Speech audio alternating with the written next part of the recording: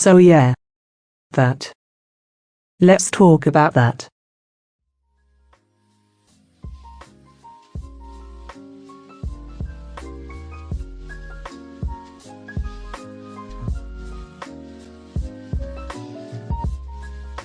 Greetings, and a Merry Christmas to you, my dear viewer.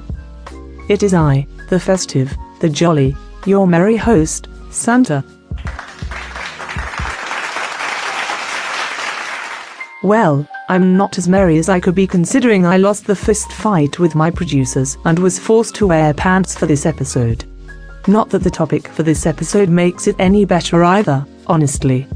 Ubisoft, a once beloved game company, and one of many, who continue to try and test the patience of its patrons like this is some kind of messed up relationship where someone can't seem to take no for an answer.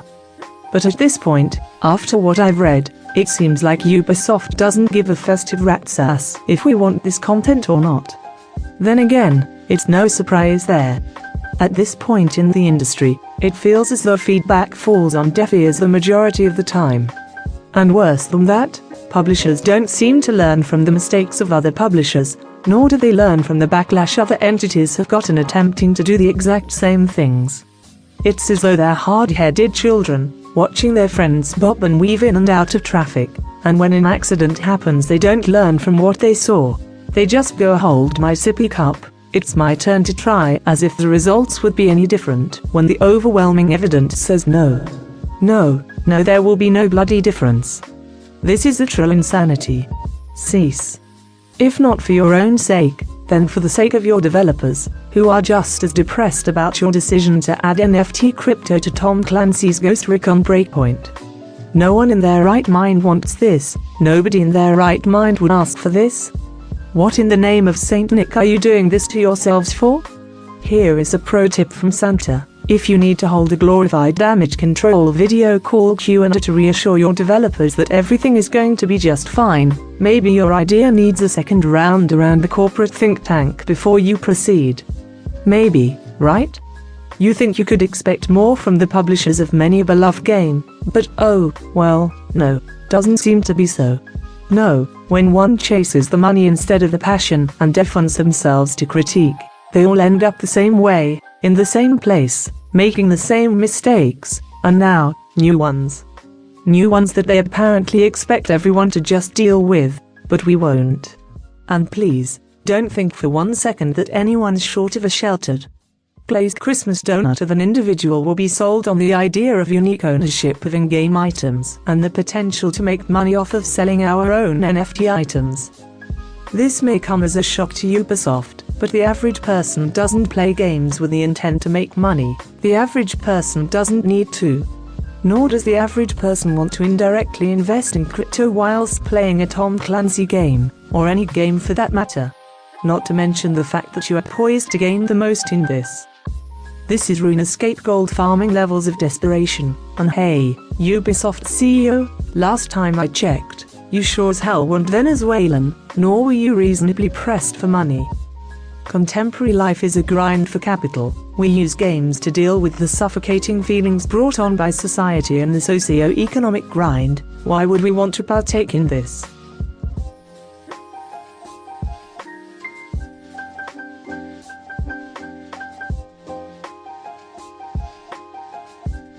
So, let me reiterate to you, my dear viewer, why I felt the need to state the obvious, that we don't play games to make money, in regards to this Ubisoft Quartz Christmas nightmare. Well, you see, an NFT is a token with cryptocurrency value behind it. Arguably the graphic itself has no value, it's the crypto behind it that does. But you see, Ubisoft fully intend to allow for the sale of NFT items outside of their ecosystem of the game to quote-unquote, give us players more control over our items. Anyone with even a fraction of common sense can see why this is a bad idea. Anyone that has been on the Steam store and marketplace long enough can attest to that feeling. The same you get whenever you see Vladimir Rusky-Pants' new asset flipped Steam game with 1 hour of gameplay tops, and a bunch of trading cards. Yes, the feeling of oh, this is going to get abused real quick. Honestly. Are we just trying to offer the corporate and criminal underworld more potential means to launder money even semi-anonymously? Is that what this is? I wouldn't be surprised if it were. I also wouldn't be surprised if that weren't the case, if this is just another crappy idea brought to us by a room of corporate men and women who only care about the numbers on the income statement, and not about the game, and not about the paying players responsible for buying it and putting time into it to begin with. If you feel you've already got the point, feel free to click off the video, leave a like and subscribe, and I'll see you next time. But if you want to see some really messed up shit I found out about all of this, stick around till the end. If you're not already convinced that NFT in video games is a bad idea, then maybe I'm just bad at explaining things, or maybe it's just you. However, let me hammer this point home. In the first Kotaku article announcing Ubisoft's folly, Quartz, it is mentioned that Ubisoft is teaming up with Tezos. For those of you who don't know them, they are a crypto company with their own coin, also called Tezos, presently valued at 3.88 low to 4.21 high US dollars at the time of me writing the script on this unfortunate topic. Tezos touts that they are an open-source platform that addresses the key barriers facing blockchain adoption. To translate that from Steve Jobs' Machiavellian business speech, they claim to be vying for a solution to all the problems with blockchain utilization for assets, aka NFT crypto and such, that prevent both from becoming normalized and not just something your stoner buddy got into after talking to your business buddy whilst both were as high as a kite on the Hawaiian good stuff. Keep that in mind when I point out this next bit.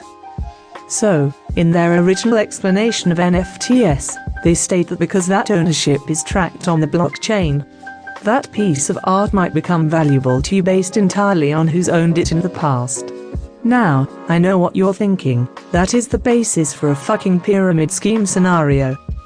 If you're thinking that, good, because so were they apparently, because when they got called out on it they changed the entire paragraph from this, to this. You can call me names for not trusting the almighty Ubisoft, but if you call me paranoid for not being able to trust a company of crypto code monkeys, who claim to be, and I quote, backed by a global community of validators, researchers, and builders, but still slipped up, by being honest, and admitting that an NFT is a glorified scam, and had to change their own definitions of it. Well, there are just some things a host shouldn't say to his viewers.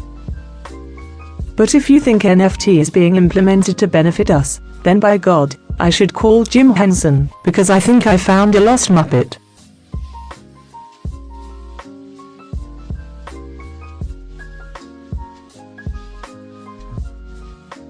It goes without saying that a taste of money goes a long way. Once joy and passion fade and are replaced with a lust for capital, things seldom stay the same for long. We like to take the piss out of the rich, the corporate-minded, and those who are so well off they are not in want of anything. However, don't be a potential hypocrite. If we were in their place we may very well do the same thing. People are different, yes, but the power of money brings out the same, worst parts of most people.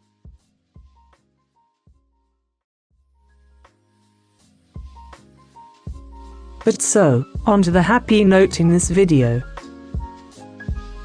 This should come as no surprise to any of you watching, but since its debut on the 9th of December, Ubisoft Quartz has seen less transactions than a pork vendor's market stall in Baghdad.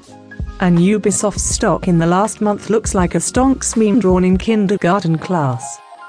And the cherry on top of it all, but unrelated to Ubisoft, is that the Stalker 2 developers thought that amidst this time of instability and unrest was the perfect time to announce their own NFT implementations, only to be ratioed into oblivion by the gaming community is, by far, some damn good Christmas chai, if I do say so myself.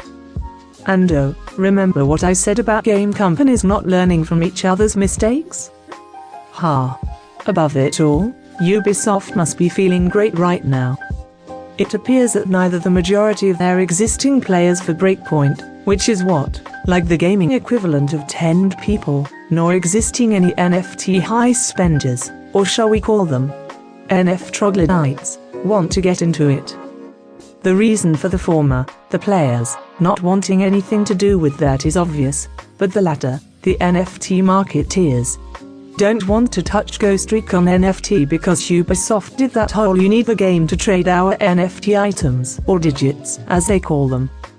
They basically pulled a Microsoft with that whole "to do this, you need this thing that no one wants" tactic of getting people to do something, like play their game, or in Microsoft's case, needing a blimming Microsoft account for fucking everything when no one wants one.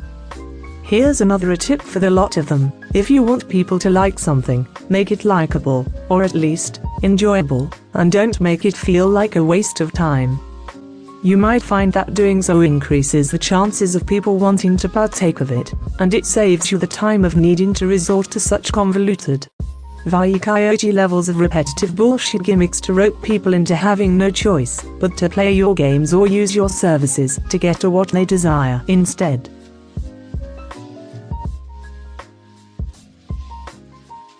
In conclusion, I say, make a good game, a complete game, whole, relatively bug-free, and with good gameplay and a story, and it'll sell itself without the need for MTX, NFT, or any other cockamamie Wolf of Wall Street gimmicks. Overall, I hope Ubisoft learns from this experience, and I pray that we as a community continue to speak with our wallets and stop playing shitty games. Because that's the only way we can get through to the people at the top making developers code this swill into our games despite knowing those innocent among the developers, will get caught in the crossfire of the shitstorm that will come. I made this video to do my part in raising awareness and contributing to this discussion, in the hopes that this topic never fades from our minds. We should remember not to trust the corporate-minded. The divide between them and us is not just in wealth, but it is in our perception of things. They see numbers, they see money, they see an opportunity to make more of it, and while we see the franchises we love, the stories and legacies we grew up with being dragged through the mud. I've played many Ubisoft titles, from Far Cry to all of Assassin's Creed, and I suppose I am just tired of what I see. Ubisoft. The people don't want NFT. We don't want video games to become a part of the daily grind. We don't want buggy, incomplete games. We just want games, story-driven, action-packed, feature-complete games. Or, at least, that is what I believe.